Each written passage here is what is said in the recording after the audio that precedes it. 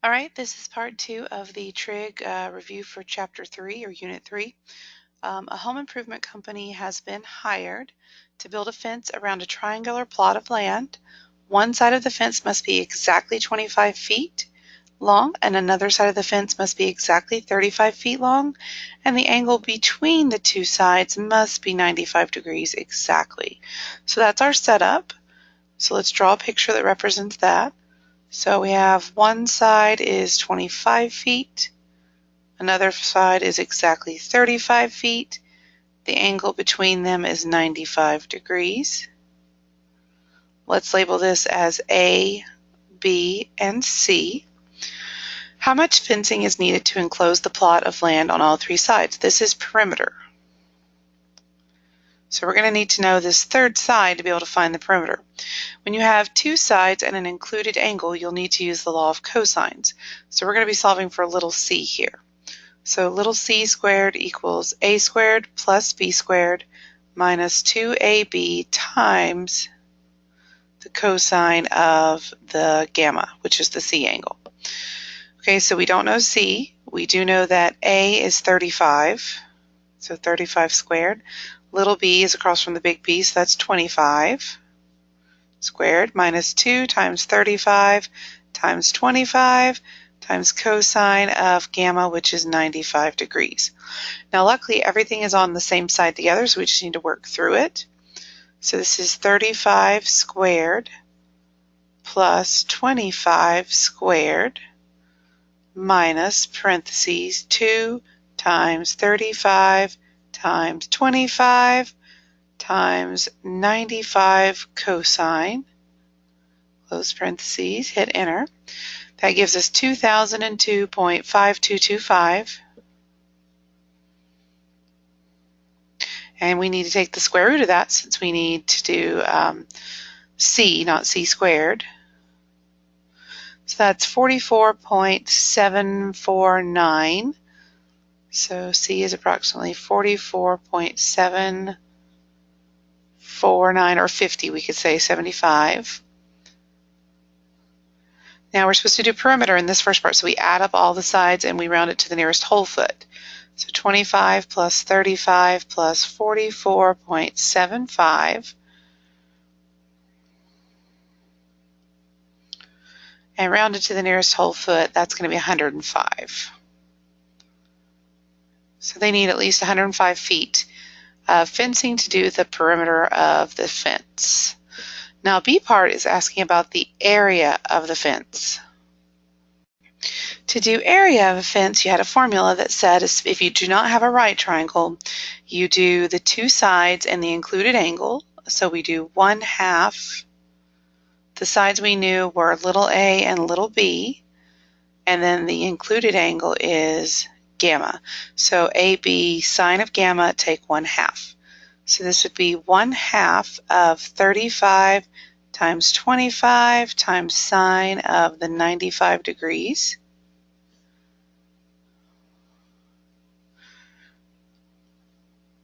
So we have 25 times 35 times 95 with a sign this time. Hit enter and then divide that by 2. And if we round to the nearest whole square foot again, so nearest square foot would be 436. And that is feet squared. So that's the area that they fenced in. Okay, the next example I wanted to work on was some of these ones with vectors. So we have given vectors A equals 8i minus 4j and B equals negative 3i plus 5j. We want to do the linear combination 2a minus 7b. So it's 2 times the A vector minus 7 times the B vector. We distribute, so this would be 16i minus 8j plus 21i minus 35j. If we add like terms, that's going to be 37i and negative 43j. Okay. Next we want to do the magnitude of A. Remember, magnitude has a formula. It's the, pretty much, I think of it as like the distance of that, the length of that vector. So we need to do, it's the square root of, oops, sorry about that, my page jumped. It's the square root of the two components that make up the A vector. So let me erase that part up here. And they need to be added together just like Pythagorean theorem. So this would be 8 squared plus -4 squared. So that's going to be 64 plus 16.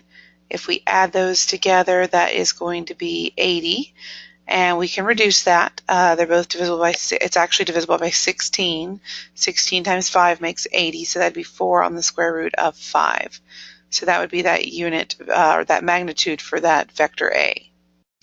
Now to find the unit vector for A, we actually do 1 over the magnitude times the actual A. So this will be 1 over the 4 square root of 5 times the 8i minus 4j.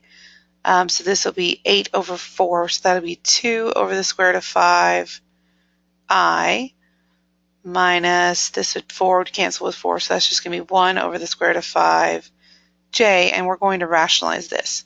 So multiply top and bottom by square root of 5 on both parts, and that's how we get our final answer. Okay, over here at 34, it says find a vector that has magnitude 6 that has the opposite direction of A is -6i plus 2j. To do this, to find a magnitude and direction that's different than your original vector, you need to turn your original vector into a unit vector. So we need to first find the magnitude of A. So that's going to be -6 squared plus 2 squared.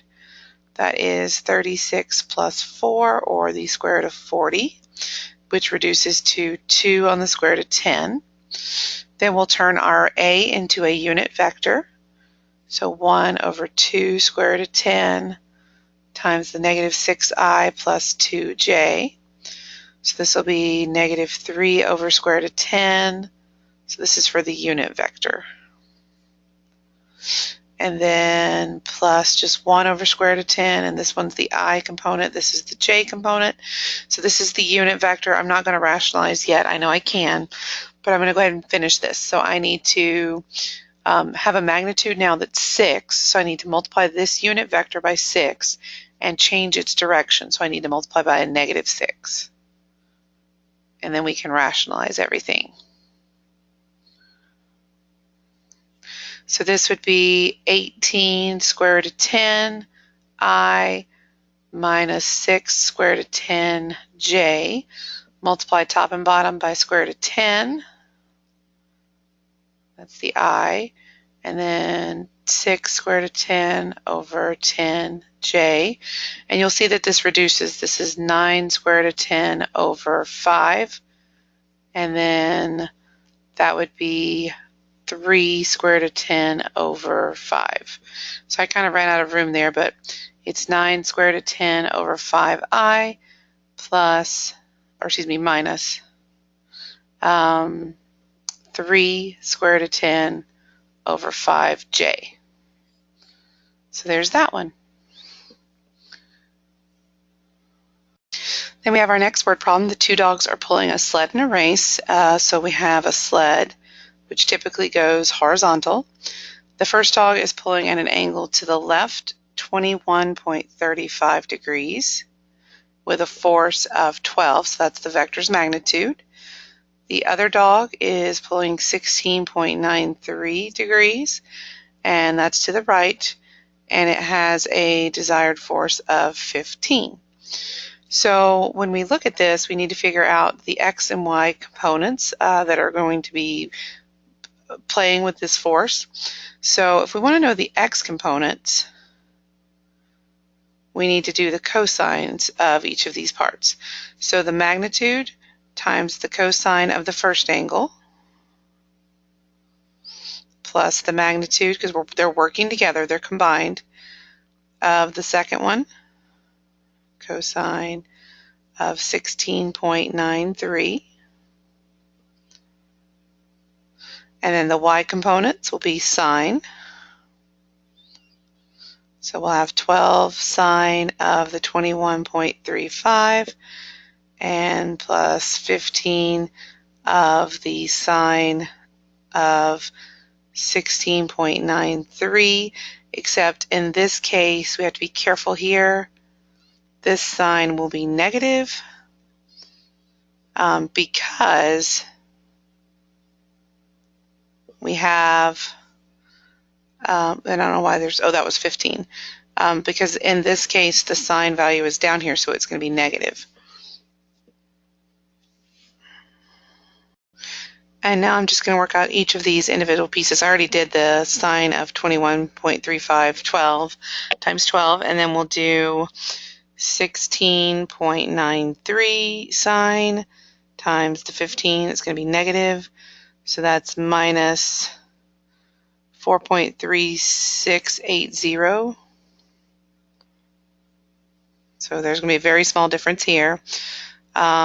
Then we're going to do the 21.35 cosine times 12 is 11.1765. And typically you would not want to round until the very end, but because of, I would just enter all this in one go. But because I'm trying to make a video for you guys, I'm doing it in pieces here. And hopefully we won't be too far off. And then there's 14.3499. So we add these together.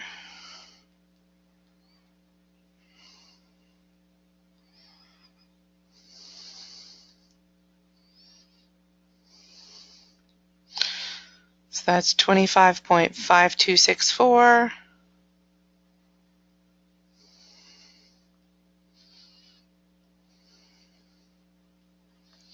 And this one is almost 0.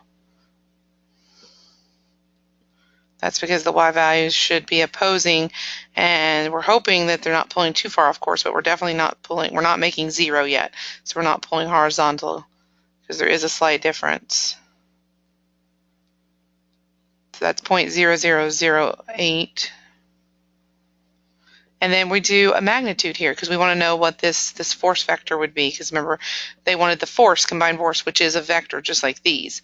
So remember, to do the magnitude of this new force, we have to do the square root of 25.5264 squared plus the 0.0008 squared, our x component and our y component. So 25.5264 squared plus 0.0008 squared. Take the square root, and we're going to round to the nearest whole. So it was approximately 26 kilograms of force. Okay, and then remaining problems that I want to go through just to make sure we understand the cis notation. So remember, this is shorthand for cosine of the angle plus I sine of the angle. And then this says we want to write our final answer in A plus BI format. So that means we're going to be applying the angle information here. So remember, 7 pi over 6 is just down here. It's an extra 30 degrees over that. So this is going to have a sine that is -1/2. And a cosine of negative square root of 3 over 2. Pull everything else in. And then we multiply through by 8. This is -4 square root of 3 minus 4i. So there would be my A plus BI format. For number 47, we want to actually express it in the r cis theta. So what you have to do this is you have to find r, which is the same thing as like magnitude. So r squared, or just r, equals the square root of -7 squared plus -4 squared. So that's going to be 49 plus 16. So that is the square root of 65, which, let's see, 65 divided by 5 is 13, so it's not going to be reducible. And then the cis has to do with what the angle is here. So this is not probably a nice triangle. This is in quad 3, so we have an x component of -7 and a y component of -4, and we know this is the square root of 65. So how we describe this theta is based off of these pretty much tangent, the original ones we've got here. So we need to write that in terms of arctan, or tan inverse. So when you do that, you need to make sure you write it correctly. But according to our directions, it looks like we can round to an actual decimal. So this is tan inverse of -4 over -7, or tan inverse of 4/7. So let's figure that out. So that's 4 divided by 7. And then we want to take the inverse tan of that. So it's 29.74 is the reference angle here. So remember, that has to be added to, remember, what we already are across the circle. So that'd be 180 plus that. So that's 209.7. So theta is 209.7 degrees. So in cis notation, this would be square root of 65 cis of 209.7 degrees. So you just need your r and your theta. And I believe there's only one more that I had marked that wasn't something we had done in class. So this is the 9i. This is, again, turning this into the cis notation. So you can think of this as 0 plus 9i. So its magnitude or radius is going to be 0 squared plus 9 squared. So that's just going to be 9 because it's just 81 squared, square rooted. And then, so then to get our angle, think about where that's drawn. That is 9 up here. So this is, what is the theta at this point? Well, this is pretty easy. This is just 90 degrees. So this one would be 9 cis 90 degrees. So sometimes you have to think of it as a 0 as a placeholder to help you get that position. And I think that's everything. Obviously, if you do find you have more questions, just shoot me an email, or you can come see me during my office hours. If you're a student that's in another teacher's class, make sure you email them if you have other concerns, and everyone have a good night.